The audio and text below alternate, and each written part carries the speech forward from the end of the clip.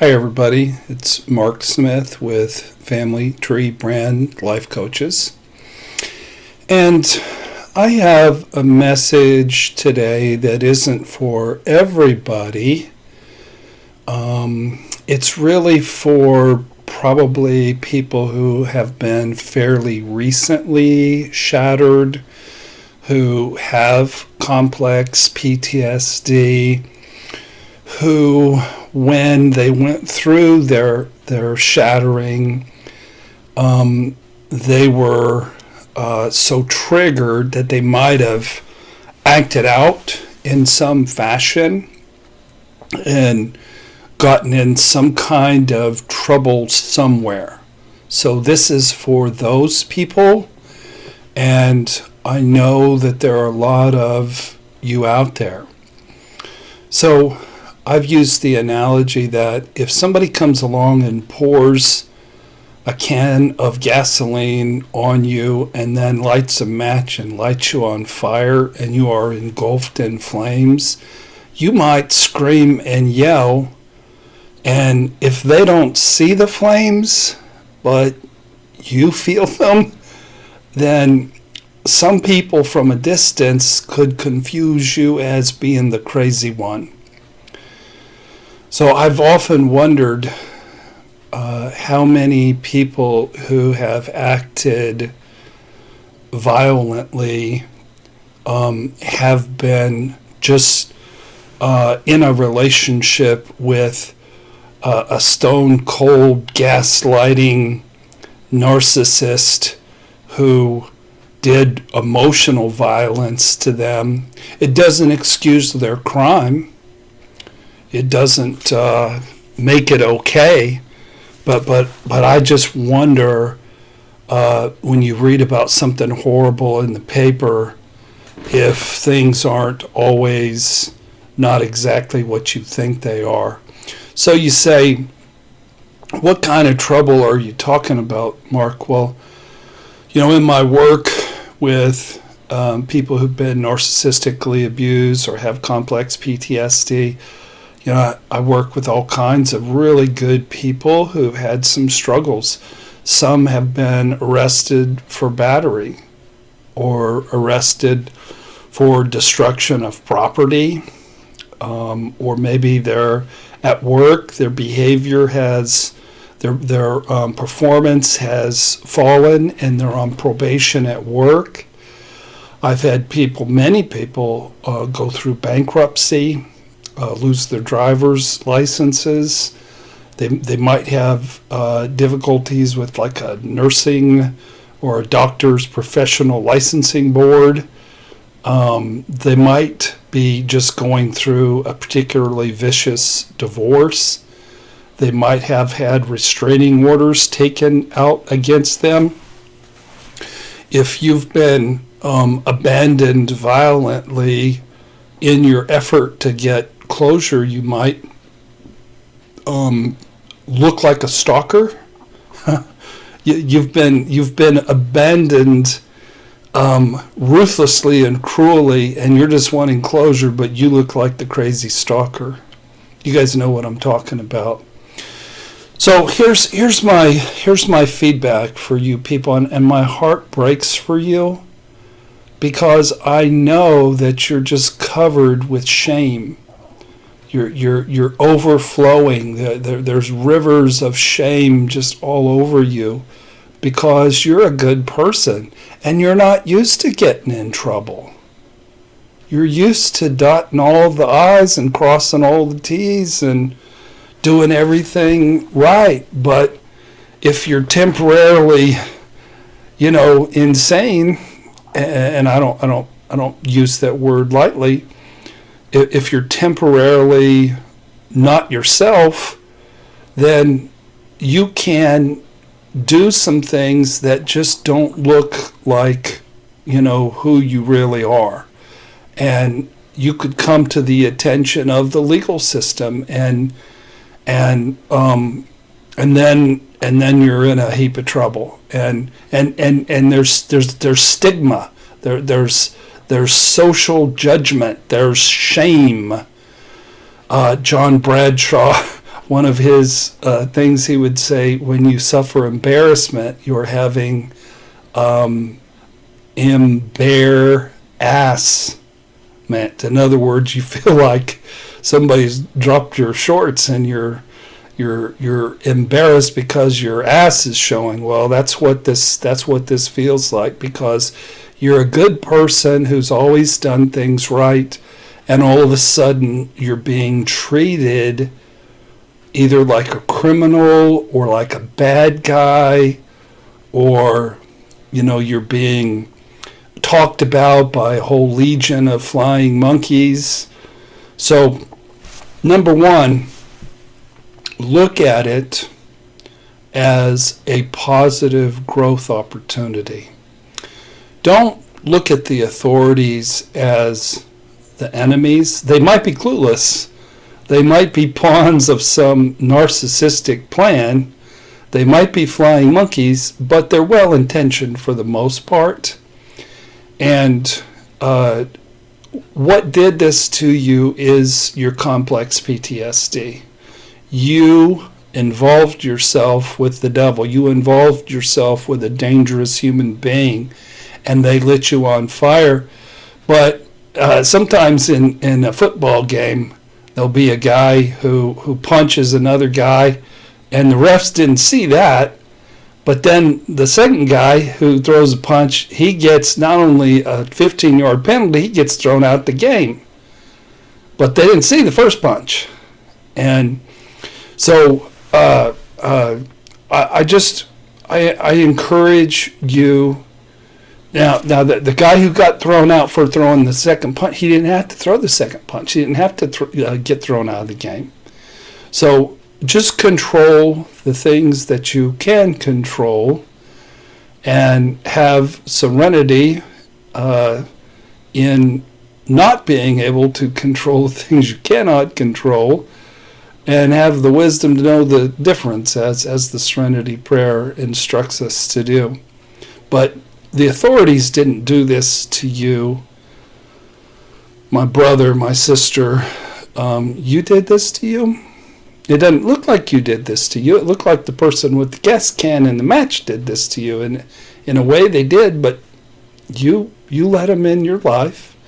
And I'm not judging you. I hope nobody gets mad. I'm telling you the truth. Because if you go through life being bitter and being resentful and fearing all kinds of authority, you're going to really be stuck. So I'm telling you how to rise above it and fly like an eagle and turn it into a positive, and that's to see it as a growth opportunity. Whatever particular you went from the frying pan into the fire. So whatever fire you're in, embrace it as a positive growth opportunity. And I just encourage you to relax. Take a deep breath. It may seem like everything's going to hell in a handbasket, but things will be okay. Just put one foot in front of another foot, in front of another foot. Get up every day and do your best. And don't be ashamed. I did goofy shit when I was first lit on fire. And the truth is, for the vast majority of it, I didn't get in any trouble at all. I was very lucky and very blessed, and I think God was protecting me. My family was protecting me. My staff was protecting me. But I refuse to this day to feel any shame about it, because it was a necessary process for me to grow and heal. And I needed to experience the kind of shock and the kind of narcissistic abuse that caused me to heal. And if I did act a little goofy, I'm not ashamed. I'm not ashamed. Don't you be ashamed. Don't you be ashamed for even 1 minute. Be accountable. Be humble. Everybody is a flawed human being, And this is about learning how to be gracious with yourself. Many times, people in authority, if you engage them properly, that they actually will have some empathy for you. But if you engage them in a way that's contentious or lacking in respect, you're cutting your own throat. So next, I do encourage you to fight back. Don't roll over and die. Fight for your good name, fight for justice, fight for the truth, but fight non-reactively. One of the videos that I made in the past, and it says, in your fight against monsters, be careful that you don't become a monster yourself. That's a famous quote by somebody, and I can't remember who, my apologies. Be careful when you're fighting monsters lest you become a monster yourself. That's what this video really is about, is you're not a monster, but you might be mistaken for one temporarily, and those ramifications might follow you around for many years if you don't handle them appropriately. So I just encourage you to have faith. Justice will ultimately be done. I had a previous girlfriend who was a horrible monster, horrible narcissistic abuser. Now, I'm not talking about the 6.5 year sex addict. And this person was making false complaints against my license using false names and just making stuff up. She's never a client of mine. I didn't do anything wrong. But nonetheless, I faced some questions from the authorities, and I just told the truth and had faith and was non-reactive and put my heart out there, and justice was done. And they figured out, oh, oops, maybe we should check our sources, before we go accusing the good name of a good therapist.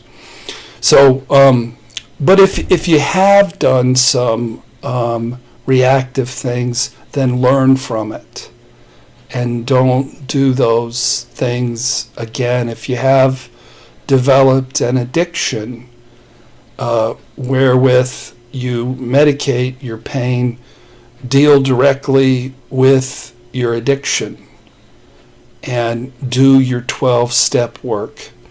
I went to a conference. I had to get some CEUs, and I could either go to Wisconsin or I could go to West Palm Beach. I chose West Palm Beach because I think like the weather would be a lot nicer, and it was really nice. And the theme of the conference it was about ethics, and the lady just kept saying over and over and over again, if anybody makes a complaint about you, and you know it's not true, but regardless, don't you be speaking for yourself.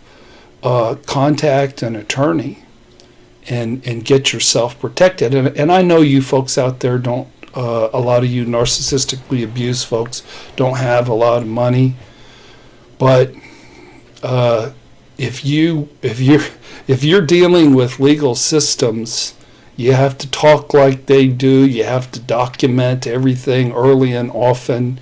You have to dress professionally. You have to know their procedures. You have to speak their language, and you learn that, and you get protection from an attorney. So you find a way to get that kind of advocacy and protection. Process these issues with a really supportive, non-judgmental therapist. You're really going to need that. This whatever piece of crap situation that's befallen you that isn't in line with your integrity, that seems to be causing your world to crash and burn, it doesn't have to destroy you. This is a hiccup. This is a bump in the road. It can make you a better person. It can make you a more blessed person. So spend a lot of time crying, but don't obsess. So many of the things that we worry and obsess about don't come true. And they should, they really shouldn't be something that we're all upset about. So if you're in a particularly wounded place and hurtful place, you might consider taking some time off of work to care for yourself and practice all the things that help treat PTSD: exercise, yoga, meditation, 12-step work, doing therapy, EMDR. I found that CBD oil is helpful, but practice all those things, spirituality, and get better one day at a time. If your finances have been damaged, then what I did was I had some sort of self-inflicted indirect narcissistic abuse that impacted my finances, and I found a credit counseling organization called Nova Debt, and they consolidated all my credit card debt. I made one payment a month, and I did that for years, but I got it all paid off. So it doesn't matter if you fall in a hole. It matters that you're able to dig yourself out of a hole. And so I just wanted to say this to you all. Don't be ashamed. Use your travails to become a healthier and a more blessed person. Walk through life with an open heart, and but use discretion and wisdom and get protection from unsafe people, and ultimately know that the truth will be found out. And if you're a good person, if you're an honorable person, if you're a person who tells the truth, if you're a person of integrity, that will be known by all, and you will ultimately be vindicated. So God bless you in your pain and in your struggles. There is redemption. Encourage you to spend time praying and surrounding yourself also with a safe community. So that's all I had to say about this topic.